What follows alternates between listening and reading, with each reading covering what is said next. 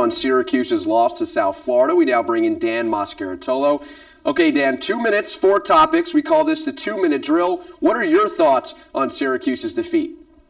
Thanks, David. Yeah, there were a couple of things from yesterday that really, I guess, blew my mind a little bit. The first thing was the turnovers that the Orange committed. 7 times they gave the ball to the Bulls defense, and I think it was 3 times within the first 5 minutes of the ball game. So I'm surprised this game was not a larger deficit than it was, and we're going to touch on that later.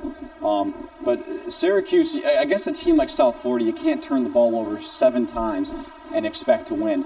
Paulus, throwing the 5 picks, the fumbles by Carter early on. Against a team like a Jim Levitt-led team, a team that thrives on taking advantage of mistakes like that, it's really imperative that Syracuse doesn't turn the ball over that many times. And the second thing I'm going to touch on is Greg Paulus, kind of pairing on that. The 5 interceptions, only 2 touchdowns. We've talked about how he's progressed over the last couple of weeks. I think he took a step back against South Florida because against Maine, against Northwestern, he was making all the right reads. He was not making those silly mistakes that we saw against Minnesota and Penn State in the first couple of weeks. He looked hesitant back there, and I think it's something that he will have to address.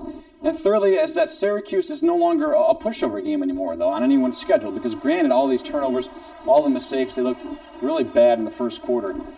They were still able to keep this game within reason, a respectable 14-point loss. I think last year, if they committed this many turnovers against South Florida, it would have been 42-10, 55-13, whatever. So I think Doug Marrone and the Orange can take from this is that they have a team that, if they don't commit mistakes, they can win ball games. And finally, quickly is Delone Carter. He was not that effective yesterday, and against Maine, like we talked about with Paulus, he looked really good with the 4 touchdowns. And yesterday he got really shut down. There was really no room for him to run, and that might be on the offensive line. So, David, those are the things that caught my mind yesterday, and we're going to toss it right back to you.